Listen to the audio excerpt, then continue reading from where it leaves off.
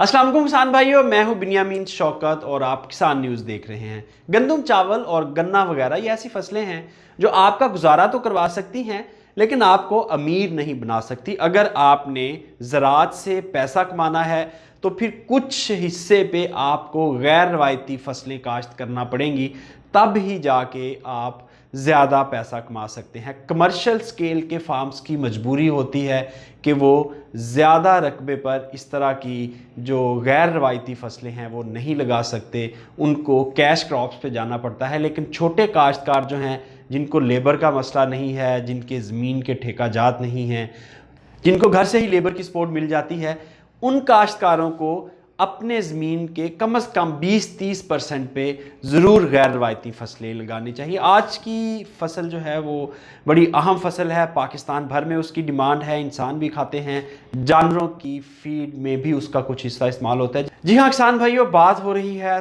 तुख्म लगा फसल की। ये ऐसी फसल है जो इंसानों के इस्तेमाल में भी आती है और मेडिसिनल यानी अद्वियाती मकासद के लिए भी इस्तेमाल होती है। उसके अलावा इसका बहुत सारा हिस्सा जो है जानवरों के इस्तेमाल में आता है और इसकी जो तूड़ी है वो भी जानवरों की खुराक के तौर पर इस्तेमाल की जाती है। जी हाँ, आज हम बात करेंगे कि अगर आप तुख्म लगा काश्त करना चाहते हैं तो आपको क्या क्या चीज़ें दरकार होंगी। सबसे पहले आपको बता दूं कि ज़मीन की साख।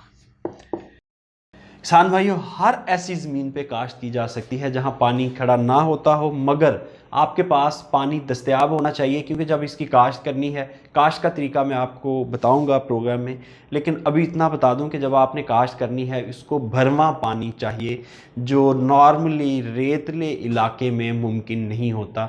इसलिए जो बेहतरीन है वो आपकी क्ले सॉइल यानी चिकनी मिट्टी, और उसके बाद आपकी जो लूमी सॉइल है यानी जिसे हम जरखेज़ मिट्टी कहते हैं, भालू मिट्टी कहते हैं, वो भी इसके लिए मौजू है।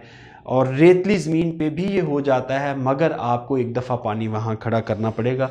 तो ज़मीन की साख की बात करें तो हर किस्म की ज़मीन के लिए ये मौजू है फसल। सिर्फ मसला ये है कि वहाँ एक बार आपको पानी खड़ा करने की ज़रूरत पड़ सकती है, यानी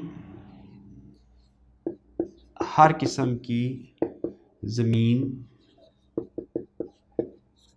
मौजूद है। दूसरे नंबर पर अगर बात करें कि इसकी जो मौसम है काश्त का, तो किसान भाइयों 1 नवंबर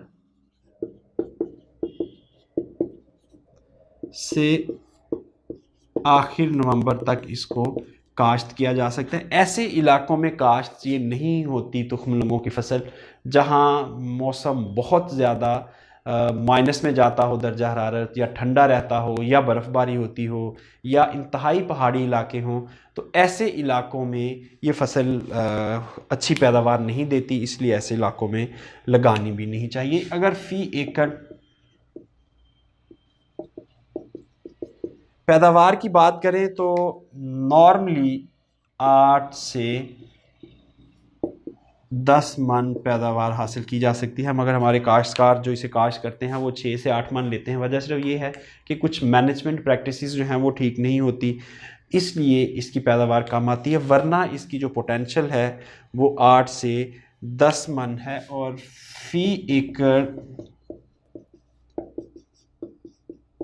अखराजात की बात करें तो सबसे अहम चीज़ है इसका 6 से 8 किलो बीज,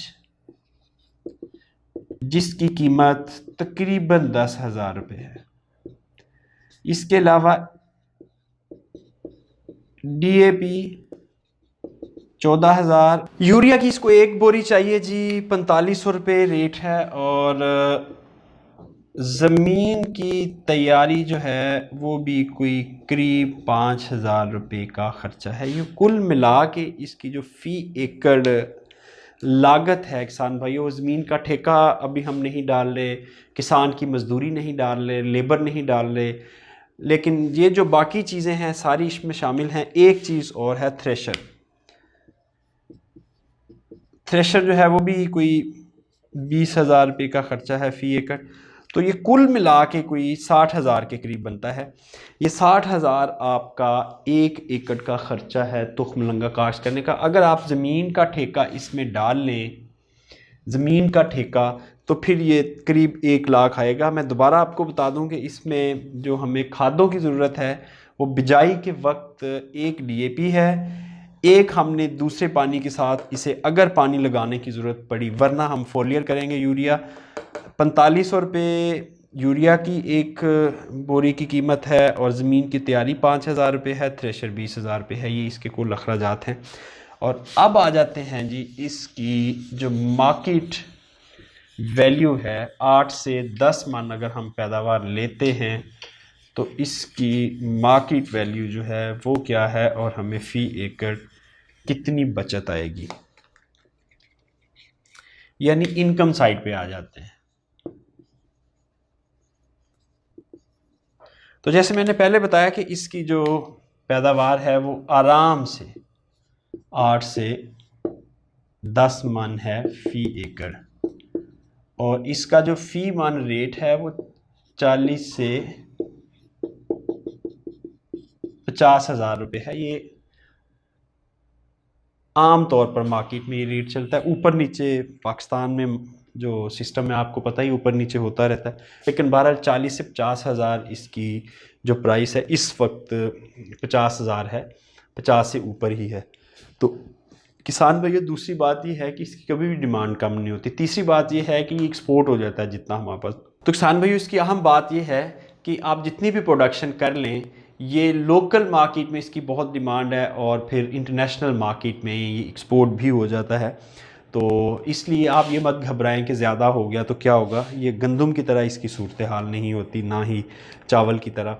तो ये आपकी जो कुल फसल है, अगर हम 10 को 40 से करें या 8 को 50 से करें, दोनों सूरतों में 4 लाख रुपये फ़ी एकड़ की फसल है। और अगर इसमें से हम अखराजात निकाल लें 1 लाख, तो आपको 3 लाख रुपये साफ़ी मुनाफा है इसमें जी।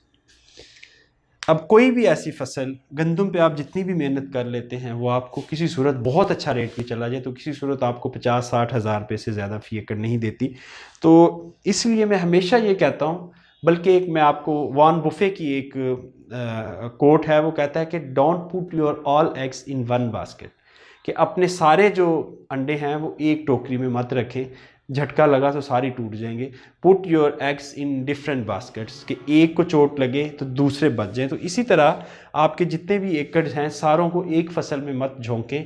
अगर वो फसल खुदा न खास्ता कोलैप्स कर गई तो आप सारे के सारे कोलैप्स कर देंगे। इसलिए गैर रवायती फसलें जो हैं वो साथ कुछ एरिया अपना इंगेज करें। जैसे पिछले प्रोग्राम में हमने आपको सौंफ की काश्त के बारे में बताया था, आज हम आपको तुखमलंगा के बारे में बता रहे हैं। इसी तरह हम मुख्तलिफ प्रोग्राम्स में मुख्तलिफ चीज़ें बताते रहते हैं कि आपके गंदम के साथ आप किस चीज़ को काश्त कर सकते हैं। किसान भाइयों, आखिर में हम आपको बताए देते हैं कि इसका जो तरीका काश्त है वो क्या है, आप इसको काश्त किस तरह कर सकते हैं। तो सबसे पहले आपने क्या करना है, बिल्कुल उसी तरह जिस तरह हम बरसीम की ज़मीन की तैयारी करते हैं, अच्छी तरह हल चलाते हैं, मट्टी को भुरभुरा करते हैं, और उसके बाद उसमें 1 बैग DAP डालना है, और उसके बाद उसको अच्छे से भरवा पानी लगा देना है। क्योंकि मुमकिन है कि ये आखिरी पानी हो और पहला पानी हो, क्योंकि इसको टोटल 3 पानी चाहिए होते हैं, और बीच में कहीं ना कहीं बारिश भी आ ही जाती है।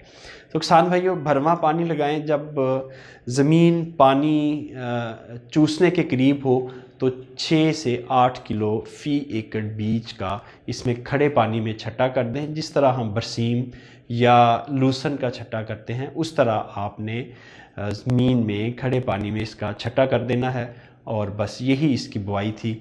और आहिस्ता आहिस्ता इसकी जर्मिनेशन शुरू हो जाएगी। और किसान भाई, अगर आपको महसूस हो कि ज़मीन जो है वो बहुत ज़्यादा सख्त हो चुकी है और मॉइस्चर नहीं है जड़ों में, तब आप इसको एक पानी लगा सकते हैं। लेकिन 30 दिन के बाद, 30 दिन तक इसको किसी किस्म के पानी की ज़रूरत नहीं है।